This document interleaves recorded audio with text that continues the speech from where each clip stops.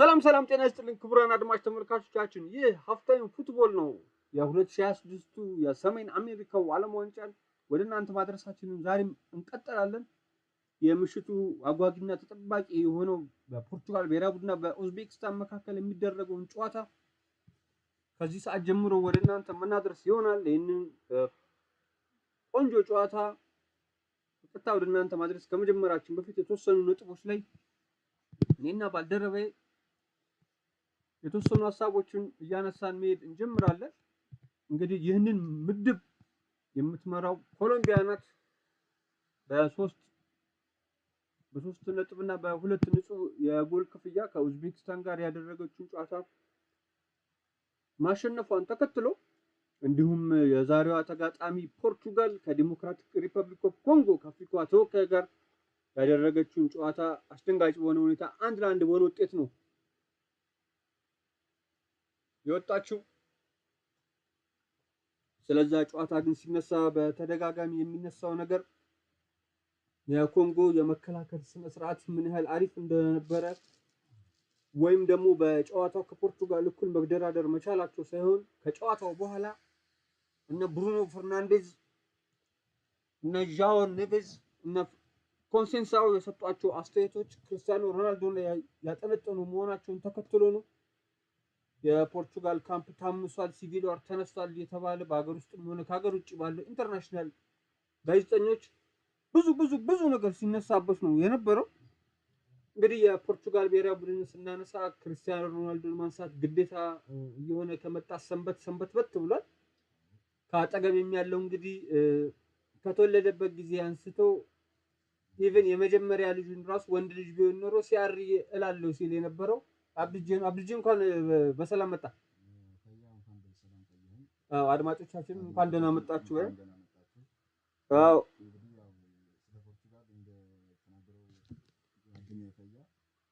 ብዙ ይወራል ስለ ክርስቲያኖ። የክርስቲያኖ ደጋፊ እንዳለው ብቻ በዚህ ጨዋታ ጥሩ ውጤት እንደሚያሳየን እርግጠኛ ነኝ። ምን አድርጎ ነው ቆንጆ ውጤት ያሳይ የሚችለው? አንደኛ ያው ጎል በማግባት በጣም ጥሩ እና ሁለተኛ ያው ከክለቡ ጋር ያለው ካምፑ ላይ ያለው ነገር ለማለት ግዴታ ጥሩ ጨዋታ መጫወት አለበት። ነገሮችን በመስተካከል የሚችሉት ሜዳ ላይ በሚገኝ ውጤት ነው። ይህንን ውጤት ግን ለማስመዝገብ የሚሆን የስነ ልቦና ዝግጅት በፖርቱጋል ብሔራዊ ቡድን በኩል አለ ብለን ማመን እንችላለን። አዎ ይኖራል። ምንድነው ያው በሜዳ ላይ በሚያሳዩት ሁኔታ እና ጥሩ ጨዋታ ከተጫወቱ ያንን ነገር መቀየር ይችላሉ። የሚችሉበት ምክንያት የለም። ያው እርስ በራሳቸው ተግባብተው ነው አክቹአሊ በራሳቸው ብሎ ሳይሆን ለሀገራቸው ብሎ ነው እና ጥሩ ውጤት ይመስለኛል በእኔ በኩል ማለት ነው። የእግር ኳስ አንድ ቆንጆ ፓርቱ እኛም የምንኖረውን ህይወት በመስታወት መልክ ማሳየት ይችላል። ምንም ነገር ቢፈጠር ነገሮችን ለማስተካከል መነጋገር፣ ማውራት፣ መስማማት፣ የሰላም ስምምነት መፈረም፣ እቅድ ማውጣት አይደለም። መስራት ያለብህን ነገር መስራት በሚገባህ ቦታና በዛ መንገድ መስራት ነው። ይህንን ግን ካነሳ እስኪ የፖርቱጋል ብሔራዊ ቡድን አሁን ያለበት ቁመና ያንን ለማድረግ ያስችሏል ወይ የሚለውን እስኪ ወደ ሜዳ ላይ ጉዳዮች እንሂድና እንመልከተው። ለምሳሌ ፖርቱጋል ባላት የስብስብ ጥራት ደረጃ ከሆነ እዚህ ዓለም ዋንጫ ላይ ካሉ ቡድኖች ምናልባት ከፖርቱጋል እኩል የስብስቧ ጥራት ከፍ ያለ ሀገር ልጠራ የምትችለው ፈረንሳይን ብቻ ነው። ግብ ጠባቂያን ብትመለከት ዲየጎ ኮስታ ከ2-3 ሲዝኖች ጀምሮ አውሮፓ ላይ ካሉ ምርጥ ግብ ጠባቂዎች አንደኛው ነው። እንደውም በአንድ ወቅት ማንቸስተር ዩናይትድ እስከ 90 ሚሊዮን ፓውንድ አውጥቶ ሊያስፈርሙ ይፈልግ የነበረ ግብ ጠባቂ ነው። ከዛ ሲቀጥል የተከላካይ መስመሩን ከተመለከትን የማንቸስተር ሲቲው ሩበን ዲያዝ ነው ያለው። እነ ኢግናሺዮ ያሉበት የተከላካይ መስመር ነው። በዚህ ዓለም ዋንጫ ላይ ደግሞ በተለይ የመጀመሪያው ጨዋታ ላይ የተመለከትነው አራሆ እጅግ በጣም ድንቅ የመሃል ተከላካይ ነው። ግራና ቀኝ መስመር ላይ ደግሞ የሚጫወቱ የፖርቱጋል ብሔራዊ ቡድን ፉልባኮችን የተመለከትን እንደሆነ ካንሴሎን እናገኛለን፣ ምንም እንኳን እኔ በግሌ የሚያበሳጨን ቢሆንም ዲየጎ ዳሎን እናገኛለን። ከሁሉም ደግሞ የበለጠ አሁን ዓለማችን ላይ ካሉ ፉልባኮች ቁጥር 1 ብለን ልንጠራው የምንችለው የግራ መስመር ተመላላሹ ኑኖ ሜንዲዝ እናገኛለን። በሁለት ተከታታይ የአውሮፓ ሻምፒዮንስ ሊግ ሲዝኖች ፓሪስ ሰን ጀርማን ባለ ድል ማድረግ የቻለ ተጫዋች ነው። ወደ መሀል አማካዩ ከሄድን በጣም የሚዘገንን የመሀል አማካይ ነው ያላት። ሌሎቹም ተጫዋቾች እንኳን ትተን ሌሎቹም ተጫዋቾችን መጥራት አያስፈልግም። ብሩኖ ፈርናንዴዝ በቃ ብሩኖ ፈርናንዴዝ ካልክ በኋላ ሌላ አማካኝ መጥራት አይጠበቅም። ነገር ግን የፖርቱጋል ብሔራዊ ቡድን ብሩኖ ፈርናንዴዝ አለው፣ ጃኦ ኔቬዝ አለው፣ ቪቲኛ አለው፣ ፓሊኒ አለው፣ በርናርዶ ሲልቫ አለው። ከዚህ ጋር ልታነጻጽረው የምችለውን አማካኝ ማቅረብ የሚችል ብሔራዊ ቡድን እዚህኛው ዓለም ዋንጫ ላይ ማንም የለም። ፈረንሳይ ብትላት አማካይ ቾሚኒ ነው የምትለው፣ ከዛ በኋላ አድሪያን ራቢዮ ነው የምትለው። ከነዚህ ጫማውን ሰቅሎ ቁጭ ያለው ራውል ሜሬሌሽ ይሻላል። የቀድሞ የፖርቱጋል ብሔራዊ ቡድን ኮከብ። የፊት መስመራቸውን እንመልከት። ለአልናስር የሚጫወተው ጃኦ ፌሊክስ አለ፣ ኮንሴንሳኦ አለ፣ ራፋኤል ሊያው አለ፣ ጎንካሎ ራሞስ አለ። ከዛስ ክርስቲያኖ ሮናልዶ ዶስ ሳንቶስ አቬሮ አለ። ይሄ ቡድን ወረቀት ላይ ከተመለከትነው ሁለት የፈረንሳይ ቡድን ቢገጥመው ሁለቱንም ማስተኛት ይችላል። ፖርቱጋል ያለው ስብስብ በጣም ጥሩ ስብስብ ነው ያለው። መጠቀም አለመቻል ነው የሚመስለው። እስኪ ምክንያቶች እንመልከት። እንግዲህ እነዚህ ተጫዋቾች ከጠራን ያላቸውን የጥራት ደረጃ፣ የብቃት ደረጃ፣ ያላቸውን ልምድ፣ እስከዛሬ የሰሩትን ታሪክ ማንሳትም አይጠበቅብንም። ምክንያቱም አይደለም ስለ ክርስቲያኖ ሮናልዶ ታሪክ ቀርቶ ስለ ቪቲኒያ እና ጃኦ ኔቬዝ እንኳን ሁሉም ሰው የሚያውቅበት ጊዜ ላይ ነው። አንድ ላይ ተሰብስቦ መጫወት ለምን ከበዳቸው? በተለይም ደግሞ የመጀመሪያው ጨዋታ ላይ እርግጥ ነው እኔ በግሌ ማለስማማበት የመጀመሪያ ጨዋታቸውን በዛ መልኩ ስለጨረሱ ከዚህ በኋላ ያሉ ጨዋታዎች ላይ ይቸገራሉ፣ ከዚህ ውድድርም በጊዜ ይሰናበታሉ የሚለው ነገር እኔ በግሌ አይስማማኝም። የሞኝ ጨዋታም ነው የሚመስለው። ነገር ግን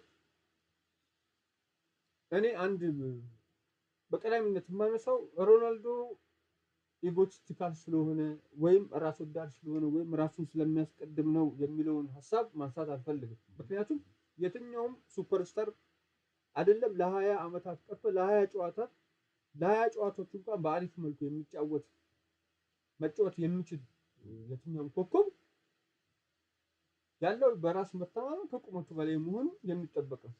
በራሱ ላይ መተማመን የማይጥል የትኛውም ተጫዋች አንተ መስልጥልበት እንደ ሀገርም ስኬትን ሊያመጣልኝ ይችላል ብለህ ተማመንበት የምትችል መሆን አይችልም። ነገር ግን ክርስቲያኖ ሮናልዶ እሱ ያለውን ሌጀንደሪ የሆነ ስታተስ በፖርቱጋል ብሔራዊ ቡድን ያለውን ብቃት እስከዛሬ ለዚች ለትንሽዬ ሀገር ከህዝብ ብዛት አንፃር ከቆዳ ስፋት አንፃር ካየናት በተለይም ደግሞ ከእግር ኳስ ጋር ካነጻጸር ነው በእግር ኳስ እዚህ ግባ የሚባል ትልቅ ታሪክ ያልነበራትን ሀገር ላለፉት 22 ዓመታት እኔ ለመጀመሪያ ጊዜ ክርስቲያኖ ሮናልዶን ቶርናመንት ላይ ያየሁት የስድስተኛ ክፍል ተማሪ ሆኜ የዩሮ 2004 ላይ ነው። ከመክፈቻ ጨዋታው ጀምሮ እስከ ፍጻሜው ጨዋታ ድረስ ፓስታ ጸጉር እያዘናፈለ በድሪብል በአብዶ በፍጥነት እነዛን ሁሉ ነገሮች እያደረገ ፊጎን አብሽር ከዚህ በኋላ አንተ ተረጋግተህ ጡረታ ውጣ ለፖርቱጋል እኔ ያለሁላት የሚለውን ክርስቲያኖን እኔ በ17 በ18 ዓመቱ ነው ያየሁት። ከዛ ጊዜ ጀምሮ የፖርቱጋልን ታሪክ ላይቀየር ነው እሱ የቀየረላት። አንድ የአውሮፓ ዋንጫ 2016 ላይ እንዲሁም ሁለት የኔሽን ሊግ ድሎችን ለፖርቱጋል ብሔራዊ ቡድን ማበርከት ችሏል።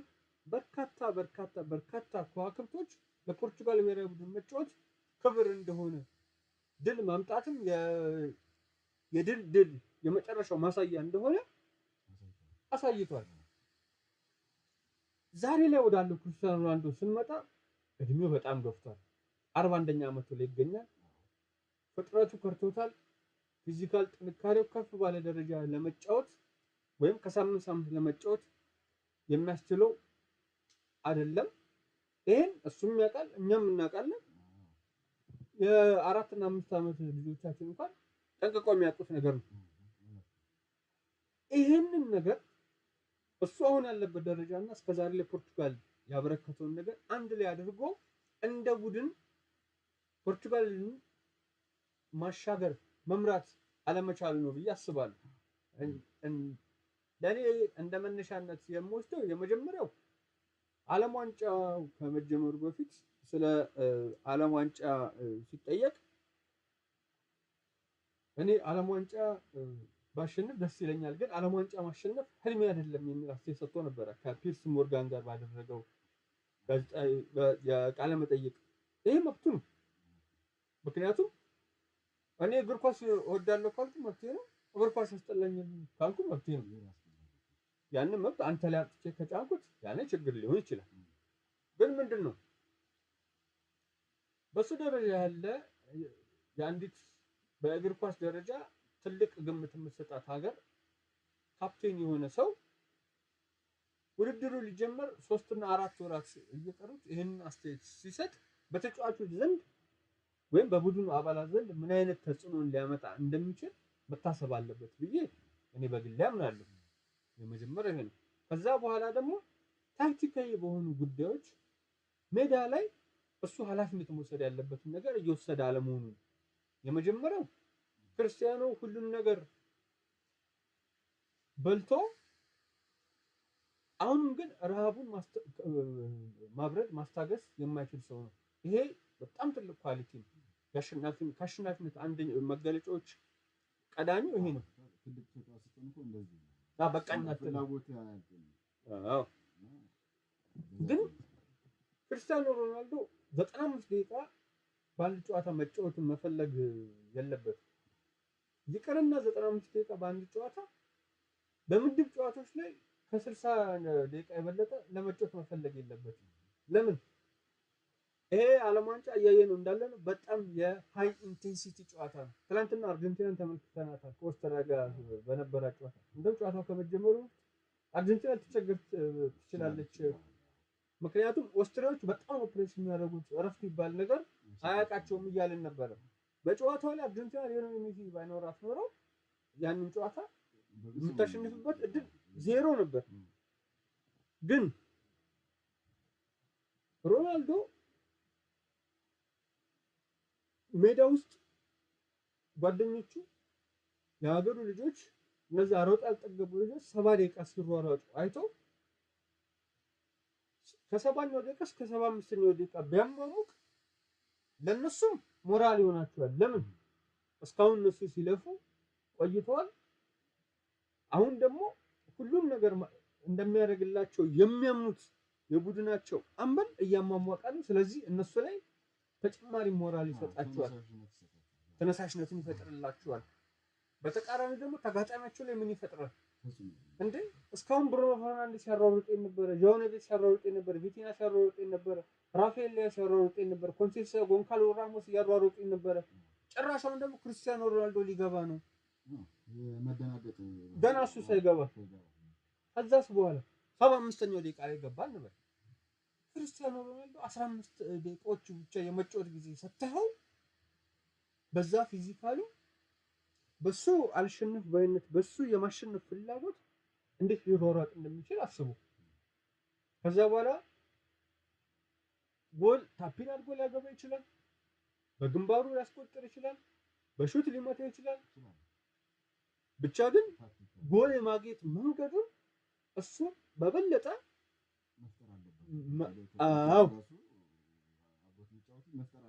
ምክንያቱም በሱ ደረጃ ላለ ተጫዋች 15 ደቂቃ እሱ ከኳስ ውጪ ምንም አይነት እንቅስቃሴ ሳያደርግ ሳጥን አካባቢ ይጠብቃል፣ እኛ ኳሱን ይዘን እንመጣለታለን ስትልና 90 ደቂቃ በሙሉ እሱ ሳጥን ጋር አስቀምጠን እኛ የተቀረውን የቡድን ስራ ሰርታ ኳስን እናምጣ ማለት ከባድ ነው። ምክንያቱም ይሄንን የእግር ኳስ ዘመን አይፈቅድልህም። በአንጻሩ ይሄንን ነገር ለማድረግ ሮናልዶ እየፈለገ አይደለም። ይሄ ስቲል መብቱ ነው።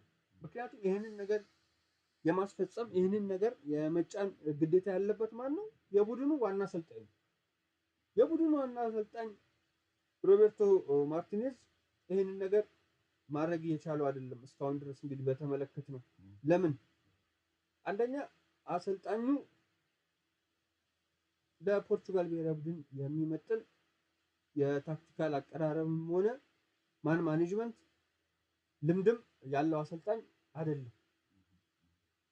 ይህንን ነገር ሲያደርግ እስካሁን ድረስ አልተመለከትነውም። ይሄ ሰውዬ እኮ ወርቃማውን የቤልጅየም ብሔራዊ ቡድንን እኮ ተቀብሎ የነበረ ሰው ነው። ያንን ብሔራዊ ቡድን ትልቅ ደረጃ እንኳን አላደረሰም። የአውሮፓ ዋንጫ ፍጻሜ ላይ እንኳን አላደረሰውም። እዛ ቡድን ውስጥ የነበሩት እነ ሮሜሉ ሉካኩ ናቸው፣ እነ ኤዴን ሃዛርድ ናቸው፣ እነ ኬቨን ደብራይን ናቸው።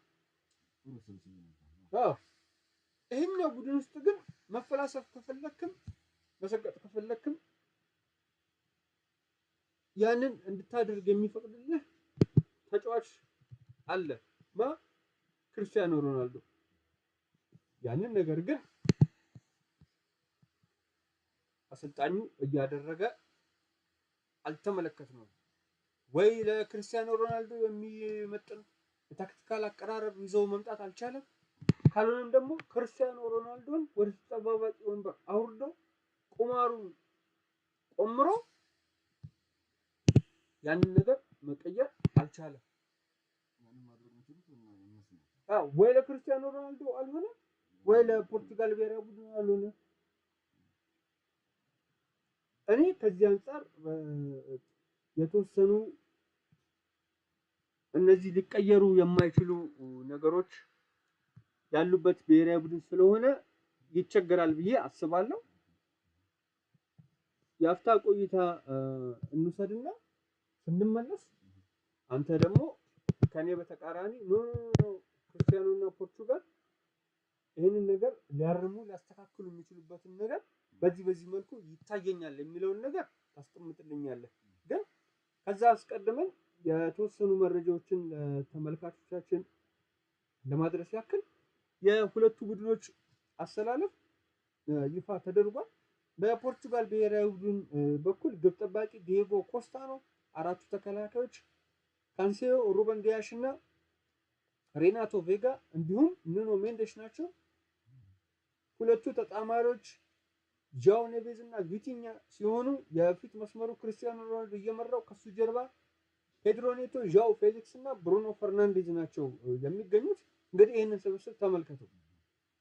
አሁን እጄ ላይ ባለው እንግዲህ እያየሁ እንኳን ባለሁት እነዚህ ተጫዋቾች የዝውውር ሂሳባቸው ኦልሞስት ለ500 ሚሊዮን ፓውንድ ይጠጋል። ይሄ በወረቀት ደረጃ ነው። ይዘዋወሩ ቢባሉ ቪቲኒያን ማን ነው በ150 ሚሊዮን ፓውንድ የማያወጣበት?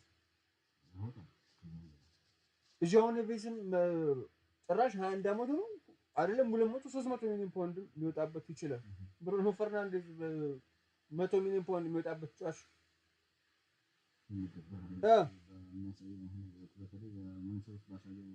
በጣም አሁን ወደ የኡዝቤኪስታንን አስተላለፍ ስንመለከት ግብ ጠባቂ ኔማቶቭ ነው። እንግዲህ በ3-4-3 አስተላለፍን ወደ ሜዳ እየገቡት ተከላካዮቹ ኩሻኖቭ፣ አብዱላይቭ እና አሹርማቶቭ ናቸው። ይበዛዋል። የአራቱ አማካዮች ናስሩሎቭ፣ ካማርኮቭ፣ ሹኮርቭ እና ካሪሞቭ ናቸው። ያው ፖርቹጋልን ውብ ያረጓታል አያረጓትም የሚለውን አብረን የምናየው ይሆናል። የፊት መስመሩ ላይ ሹሞርዶቭ፣ ጋኔቭ እና አዩዘሌቭ ናቸው የሚመሩት።